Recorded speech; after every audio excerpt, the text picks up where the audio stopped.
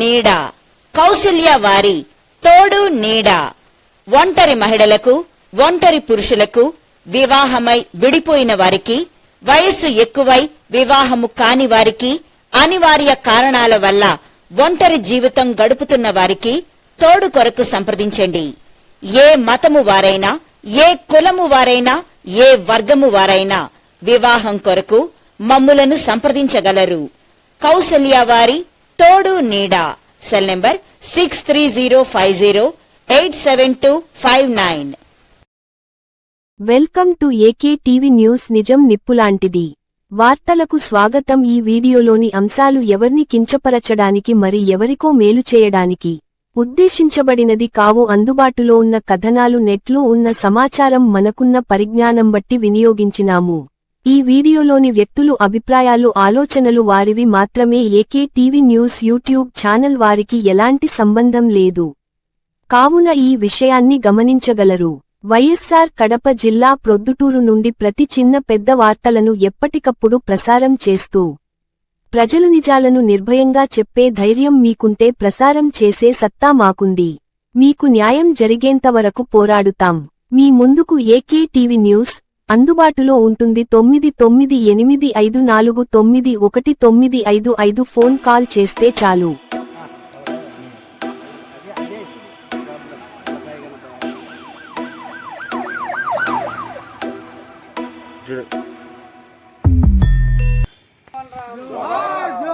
जोहार बाबू जगजीवन राम, जोहार जोहार जोहार जोहार बाबू जगजीवन राम, जोहार बाबू जगजीवन राम, जोहार जोहार बाबू जगजीवन राम, जोहार जगजीवन राम. బాబు జగజ్జీవన్ రామ్ 118 జయంతి వేడుక సందర్భంగా జగజ్జీవన్ రామ్ గారి గురించి ప్రజా సంఘాల ఆధ్వర్యంలో ఈ ప్రొద్దుటూరులో కొనియాడబడుతున్నాం. బాబు జగజ్జీవన్ రామ్ గారు బీహార్ రాష్ట్రంలో ఎస్సీ చమార్ కులంలో జన్మించారు.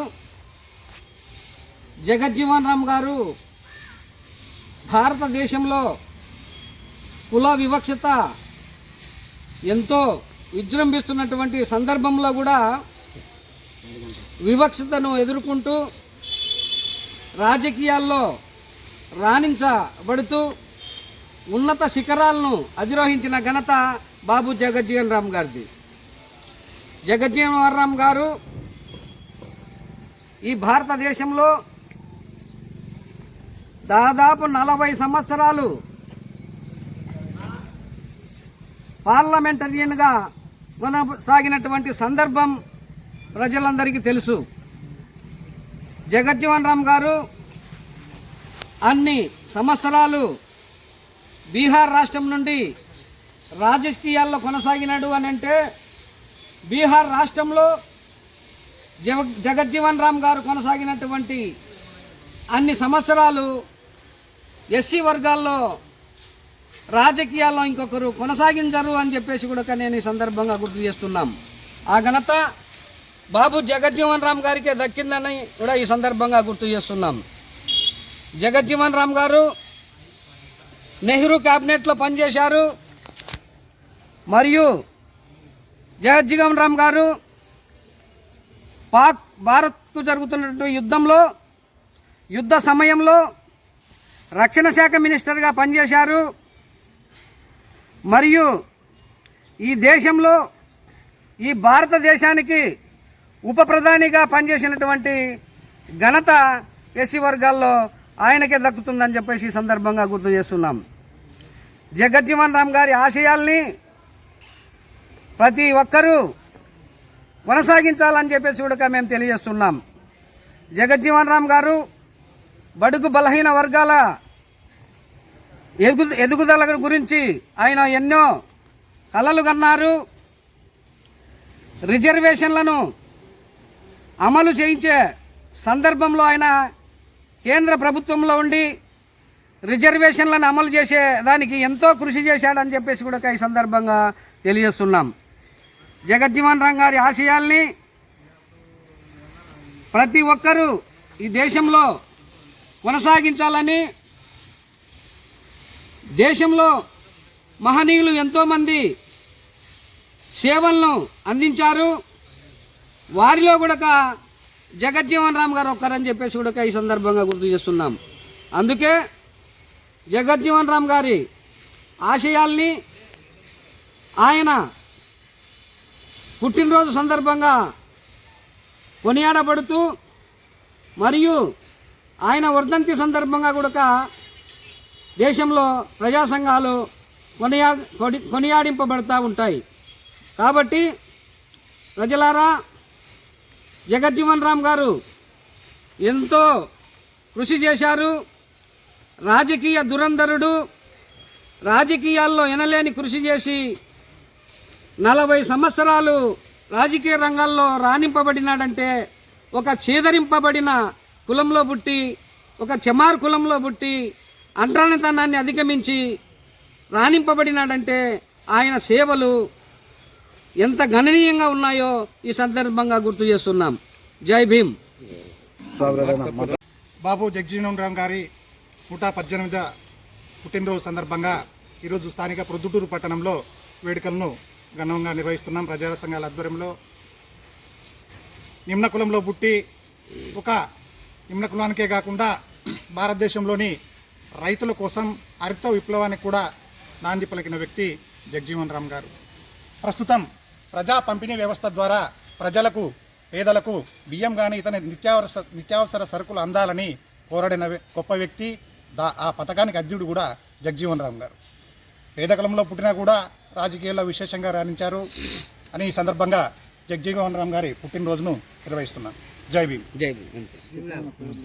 ఈరోజు ఏదైతే బాబు జగజ్జీవన్ రామ్ గారి మన భారతదేశ ఉప ప్రధానిగా, దళిత ముద్దుబిడ్డగా ఉంటూ ఆనాటి కాంగ్రెస్ ప్రభుత్వంలో ఒక దళితుడిని ఉప ప్రధాని చేయడం, అలాగే దళితుల కోసం ఆయన అంటరానితనాన్ని, అస్పృశ్యతను కూడా పెద్ద ఎత్తున ఉద్యమాలకు పిలుపునివ్వడం, ఆ పిలుపుల ద్వారా ఏదైతే తన సంత జాతిని ఏకం చేయడంలో ముందున్న పాత్ర ఆయనది. ఈరోజు ఆయనను స్మరించుకుంటూ, ఆయన విలువలను కొనియాడుకుంటూ మన ప్రొద్దుటూరు పట్టణంలో 118వ జయంతి వేడుకలను జరపడం జరుగుతూ ఉంది. దళిత ప్రజా సంఘాల ఆధ్వర్యంలో, దళిత నాయకుల ఆధ్వర్యంలో ఈరోజు ఆయన జయంతిని చేసుకుంటా ఉన్నాము. దీనికి మేము కూడా చాలా సంతోషిస్తూ ఉన్నాము. అలాగే ఈ పాలకులకు, ఈ ప్రభుత్వాలకు, ఇక్కడున్న ప్రొద్దుటూరు ప్రజాప్రతినిధులకు మేము ఒకటే అడగదలుచుకున్నాం. అయ్యా, ఈరోజు మా జాతి ముద్దుబిడ్డ, మన దేశ మాజీ ప్రధాని, ఉప ప్రధాని అయిన బాబు జగజ్జీవన్ రామ్ గారి విగ్రహం ఏర్పాటులో మీరు తారతమ్యాలు చూపుతా ఉన్నారు. దీన్ని పూర్తి స్థాయిగా మేము దళితులుగా, దళిత బిడ్డలుగా మిమ్మల్ని అడుగుతా ఉన్నాం. మా విగ్రహాన్ని ఇప్పటికైనా ప్రభుత్వం ద్వారా ఏర్పాటు చేయాలని, ప్రభుత్వం ద్వారా స్థలం కేటాయించి ఆ స్థలంలో ఏదైతే ఎన్నో విగ్రహాలు ఉన్నాయి ప్రొద్దుటూరులో, ఉయ్యాలవాడ నరసింహారెడ్డి అంటున్నారు, అటుపోతే కనుక బుడ్డ ఎంగల్రెడ్డి అంటున్నారు, ఇలా అనేక విగ్రహాలు ఏర్పాటు చేసి ప్రొద్దుటూరును ఆహ్లాదకరమైన వాతావరణంలో నెలకొల్పుతామని చెప్తా ఉన్నారు తప్పనిచ్చి మా దళితుల ఆశా జ్యోతి, మా మాదిగల ముద్దుబిడ్డ అయిన మా బాబు జగజ్జీవన్ రామ్ గారి విగ్రహాన్ని ఎందుకు ఏర్పాటు చేయాలని చెప్పేసి మేము ఈ ప్రజాప్రతినిధులను అడుగుతా ఉన్నాం.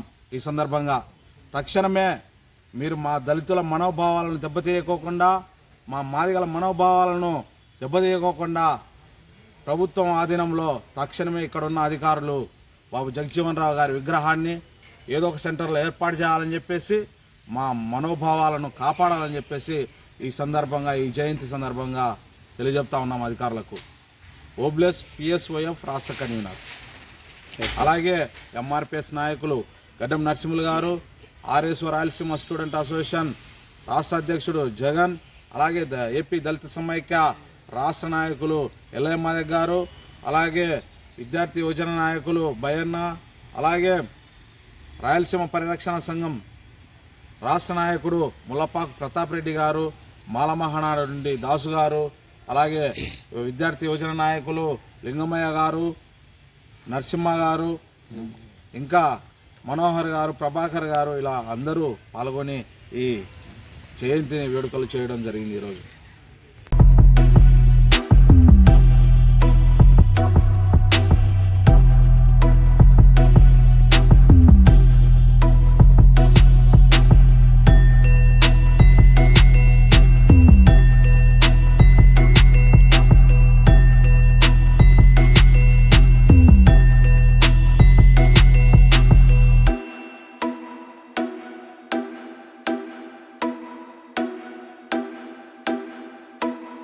ఇప్పుడును